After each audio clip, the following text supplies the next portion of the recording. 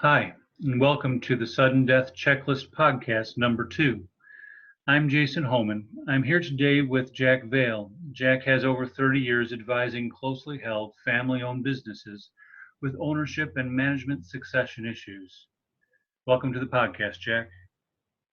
Thanks, Jason, and thank you everyone for getting this far in our podcast.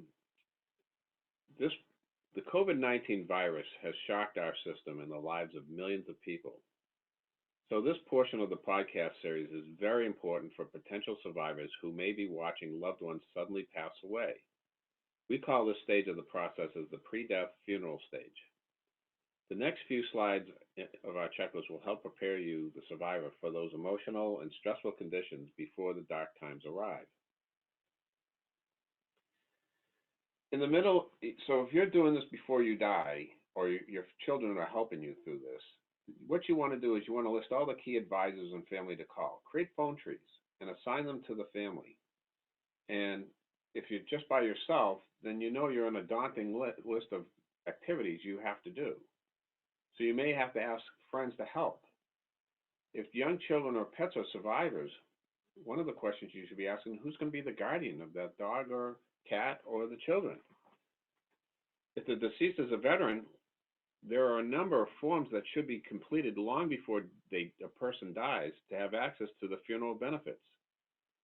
So you got to go find, and you have to go find a home very quickly so you can process the body. It's crazy at that time. You're going to be picking and choosing on an emergency basis, and you're going to be paying for a lot of things that you didn't have to pay, and you prepared yourself. One of the things that people don't realize is that people watch to see if somebody dies, that they can come in and break into the house and steal stuff. So if that house is going to be empty for periods of time, you get a neighbor or friend to watch the house or find a house sitter during those long periods away. Are there any special requests for the burial, cremation, or organ donor? These are the questions that you need to have answered. We have 3 roles in their workbooks. There's a business for the sudden death for business owners, sudden death for trustees, and sudden death for executors. For surviving business owners, who's going to be on your board of directors? Who are they? Who are the key people, managers who will retain, and who's going to retain them? Who are the key advisors, and are there bank covenants on bank loans? Do you know that in change of ownership, a $3 million line of credit is going to be callable in 90 days?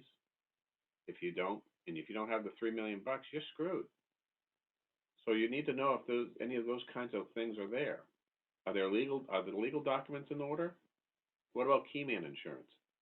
For trustees, if you have a business in the trust, keep looking at what happens to a surviving business owner, to a business owner. Trust should be funded now, especially with the life insurance policies or company stock as assets, because you got to find the policies. Talk with your lawyer. For executors of an estate, get a list of assets and cash accounts. Find out where they are and are you a co-signer. And if not, you should. Determine if there's an estate lawyer who can help guide you through that process in court filings. If you don't have one, get it now. Get him or her now. The funeral training checklist. This is the stage where we set up the test run, the checklist. So we pretend tomorrow we're going to meet and we're going to pretend that you died last night. And what are we going to do?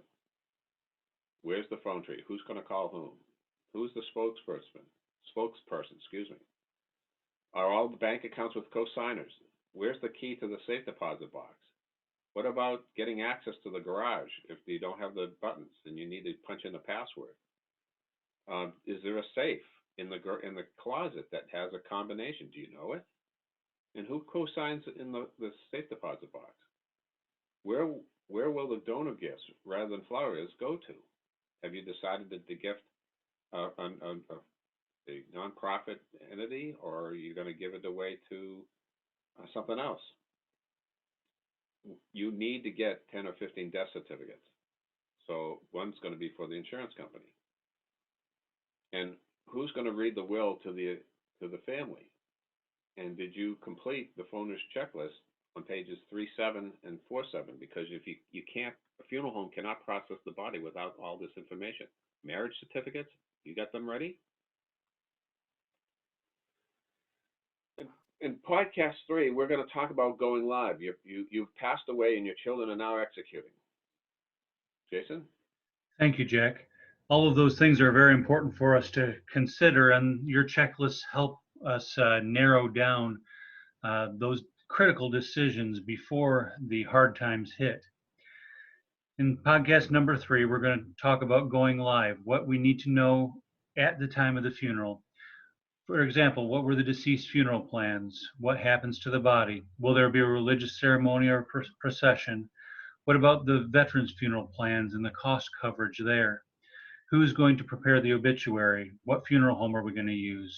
What about arranging the reception and sending the obituary over to the newspapers? All of those things we'll cover in the next podcast. Following that podcast, we'll talk about the post-funeral checklist, the business checklist, and the veterans checklist. But for now, thanks for listening. Take care.